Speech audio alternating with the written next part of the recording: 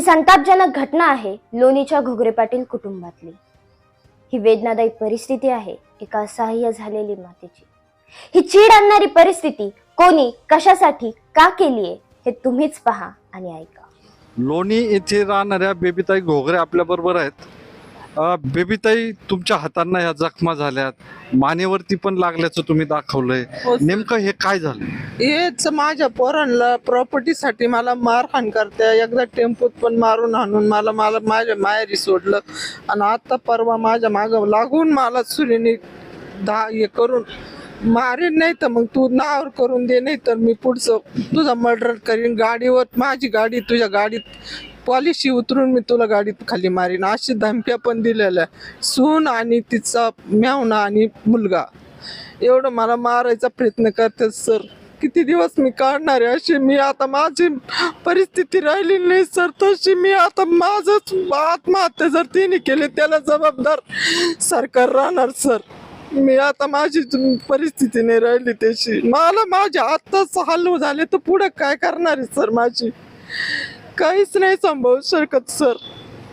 कशाहून मारहाण केली नेमकी? त्यांना नावावर लागतं, तू इथं राहू नको, मला राहत्या घरातून काढून दिलं। 3 महिने झाले, पाडव्याच्या दिवसापासून मी इकडे तिकडे गणगण हिंडते। आई बापाचे जरा बापाला बाप वारलेला भाऊ मुख काय, आई लय म्हातारी, आईने कवर पाहायचं आम्हाला, वय नाही राहिले आता आईची। पण तुला माझ्या आईने स्वतः पाहिलं सर। माझ्या आईकडे येऊ जाऊन तुम्ही चौकशी करा सर। भावाने स्वतः चुलत भावाने लांबून आला, त्यांनी बघितलं सर। म्हणजे सगळ्यांसमोरच मारहाण समोरच झाली? मला गाडीवरून आणलं, खाली टाकलं, हे सगळ्या हाताला जखमा झाल्या सर।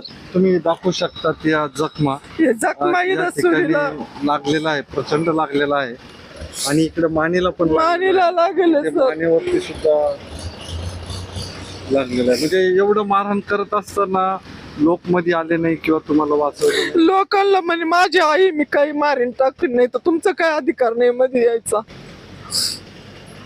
काय नाव आहे त्या मुलाचं? राजेंद्र भारत घोगरे, माया राजेंद्र घोगरे, पप्पू शेळके।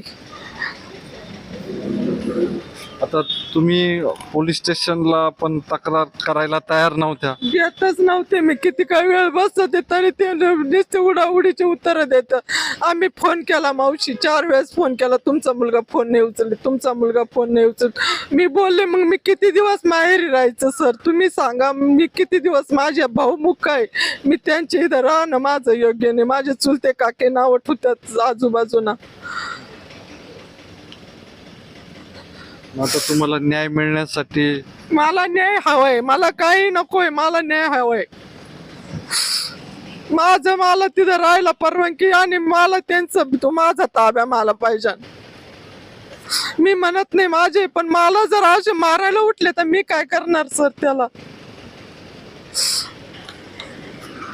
धक्कादायक घटना आहे। संपत्ती किंवा प्रॉपर्टीसाठी स्वतःच्या रक्ताच्या आईला, सख्या आईला या पद्धतीने ही वेळ येत आहे। आणि या जरी कागदोपत्री 2 मुलं आहेत, परंतु आज बेबी घोगरे की ज्या लोणीच्या रहिवासी आहेत, या निराधार आहेत, त्यांना न्याय मिळण्यासाठी पोलीस स्टेशन आणि राहत्याचं ग्रामीण रुग्णालय या ठिकाणी त्या जाऊन आल्यात। आता आपण राहता ग्रामीण रुग्णालयात समोरच आहोत।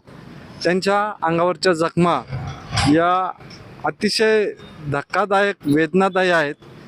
त्यांच्या हातातून आणि मानेवरती सुद्धा त्या जखमांमधनं रक्त आलेलं आहे। पोलीस प्रशासनानं बेबीताई घोगरे यांच्या तक्रारीची लवकरात लवकर दखल घेणं गरजेचं आहे। कारण तुमच्या घराला कुलूप लावलंय मुलांनी? कुलूप लावलं तर तिथे काढायला आले। मी रात्री 10 वाजता गणगण हिंडले, दुसऱ्या एका बाईची इथे जाऊन झोपले तरी नाही मला राहता येत नाही। तिने कुलूप लावून घेतलेले, लॉक लावून घेतले दोन्ही बी दरवाजाला। कमीत कमी पोलिसांनी ते घर तुमच्या नावावर? माझ्याच नावावर आहे सर सगळं, उतार माझ्या नावावर आहे। तुम्ही लागलं तर मी तुम्हाला दाखवून देते पुरावा। स्वतःच्याच नावावर घर आहे तरी देखील तिथं राहता येत नाही, यापेक्षा मोठी शोकांतिका काय असेल? बेबीताई घोगरे यांच्या नावावरती घर आहे आणि त्या घरातच त्यांना राहण्यास मुलं अटकाव करत आहेत। वारंवार होणारी शिवीगाळ आणि मारहाण बेबीताई घोगरे निमूटपणे सहन करत होत्या. आपल्या मुलाची सुनेची बदनामी होऊ नये, त्यामुळे आपल्या जीवाचं काही झालं तरी चालेल, हीच त्यामागची प्रामाणिक भावना. पण रक्त सांडेपर्यंत झालेल्या मारहाणीनं समाजात प्रश्न विचारले गेले, समाजात हळहळ व्यक्त झाली आणि त्यानंतर समोर आलं ते एक विदारक कटू सत्य. सामाजिक कार्यकर्ते ऍडव्होकेट रामनाथ पाटील सदाफळ, ज्येष्ठ पत्रकार प्राध्यापक डॉक्टर जयंत गायकवाड यांनी 56 वर्षीय बेबीताईंची कैफियत ऐकून घेतली आणि थेट राहता पोलीस स्टेशन गाठलं. त्या ठिकाणी कर्तव्यदक्ष पोलीस निरीक्षक दीपक सरोदे यांनी तात्काळ गुन्हा दाखल करून घेत पीडित बेबीताई यांना त्यामुळे दिलासा मिळालाय.